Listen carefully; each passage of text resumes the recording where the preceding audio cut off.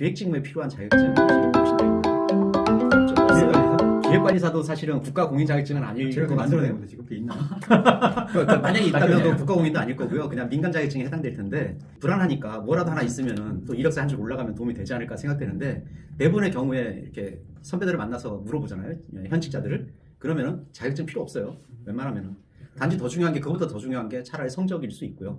그다음에 경험일 수 있고요. 자격증은 그럼 몇 개 정도가 적당한가요? 안희경 선생님 먼저 말씀해 주세요. 자격증은 직무에 좀 필수적으로 필요하다라고 하면은 공고상에 필수 자격이다라고 나와 있는 것은 꼭 따셔야 되겠지만 그게 아니라 민간 자격이라든지 그 외 부수적으로 내가 조금 겁나서 좀 불안해서 따는 그런 자격증들이 아마 좀 있을 거예요. 그런 것들은 좀 제외시켜도 되지 않을까.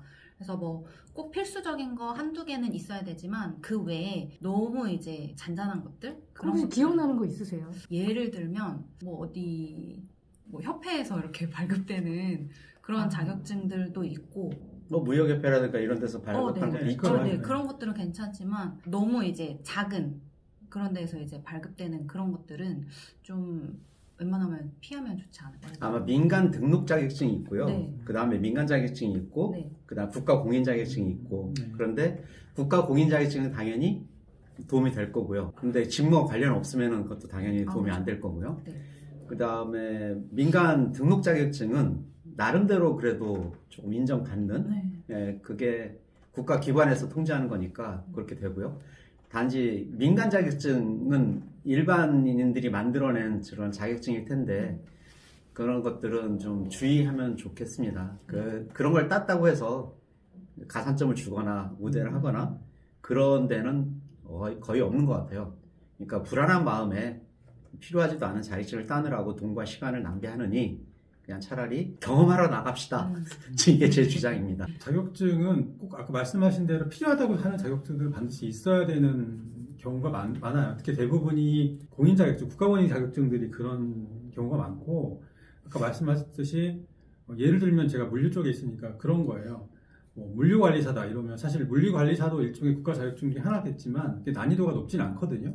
그러니까 그런 경우에 일반 중견 이하의 어떤 물류업체나 물류회사들이 물류관리사를 원하는 경우가 있어요. 근데 그게 반드시 있어야 된다라고 명시가 되지 않으면 플러스 개념으로 이해를 하시면 되거든요. 일반 민간, 그러니까 국가공인 외에 나머지 일반 자격증들은 필수라고 보기에는 어려운 것들이 많거든요. 그러니까 그게 없다라고 해서 반드시 떨어진다 이건 아니에요. 만약에 있다라고 하면 가산이 약간 된다라는 개념으로 이해를 하시고 충분히 다른 경험으로 대체할 수 있다라고 그렇게 생각을 하셔야지 그게 없다라고 해서 그냥 지레 포기한다? 이거는 너무 많은 기회를 날리는 거다. 저는 이렇게 맞아요. 만약에 회계 쪽 직무를 하려고 맘먹었다면 전산 자격증이 필요하겠죠. 네, 그런 건 이제 필수 자격증인데 예를 들어 기획 직무를 지원한다 그런데 기획 직무에 필요한 자격증 혹시 보신 적 있나요? 따로 없죠. 없어요. 기획관리사? 기획관리사도 사실은 국가 공인 자격증은 아닐 제가 것 만들어낸 같은데요. 건데 지금 그게 있나요? 그러니까 만약에 있다면 또 국가 공인도 아닐 거고요. 그냥 민간 자격증에 해당될 텐데 예, 불안하니까 뭐라도 하나 있으면은 또 이력서 한 줄 올라가면 도움이 되지 않을까 생각되는데 대부분의 경우에 이렇게 선배들을 만나서 물어보잖아요. 현직자들을. 그러면은 자격증 필요 없어요. 웬만하면은. 단지 더 중요한 게 그것보다 더 중요한 게 차라리 성적일 수 있고요. 그 다음에 경험일 수 있고요. 이런 거기 때문에 굳이 돈 써가면서 또 시간 버려가면서 민간 자격증 같은 거를 따려고 애써 노력할 필요는 없다고 봅니다. 근데 질문이 있어요. 근데 네. 제가 만약에 원래 예를 들어서 뭐 공인회계사 공부를 열심히 했다. 근데 네. 목표가 공인회계사였는데 1차만 합격했어. 근데 네. 너무너무 아까워. 한 네. 3, 4년 공부를 했는데 2차는 떨어지고. 이제는 직무 전환을 해서 예를 들어서 뭐 대기업의 인사과라든지 네. 아니면 다른 뭐 기업, 중견기업의 재무 파트가 아닌 그 다른 쪽에 지원을 한다라고 했을 때 그 공인회계사 1차 합격했던 그 경험을 기록을 해야 되나요? 말아야 되나요? 저는 여기에 리스크가 한 두 개쯤 있다고 생각이 되는데요.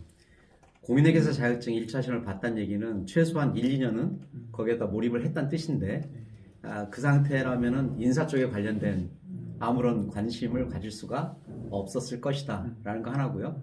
그 다음에 이 사람은 진짜로 인사 쪽에 관심이 있는 사람인지가 의심스러운 거예요. 그렇죠. 관심이 있어서 지원을 했는지 의심을 받을 만한 상황이기 때문에 저는 그 얘기를 빼는 것이 도움이 되지 않을까 이렇게 생각을 합니다. 만약에 조금 관련이 있는 직무 쪽이라고 하면 그런 거는 괜찮겠죠, 선생님? 네, 1차 합격이라고 해놓고 네. 좀 틀었던 그 이유를 그렇죠. 네, 예, 그거를 좀 써주시면 이것도 되게 높이 살만한 그 합격 그렇죠. 수준이다. 반드시 라고. 재무 직무가 아니더라도 할 수 있죠. 예를 들어서 뭐 영업직이라고 하더라도 제 생각에는 그 자기가 영업의 이런 숫자 감각이라든지 이런 분야나 영업을 기획하고 매출을 네. 달성하는 이런 걸 기획하는 거에 있어서 공인회사 경험이 준비했던 경험이 도움이 될 수 있는 분야를 면접이라든지 이런 쪽에 살리는 거는 필요하겠지만 예. 그죠? 그걸 자격증 공부를 했다라는 걸 너무 드러내는 거는 처음부터 직무하고 완전히 일치하지 않는 경우가 그렇죠. 마이너스이지 않을까 저는 그렇게 예. 생각이 듭니다. 예.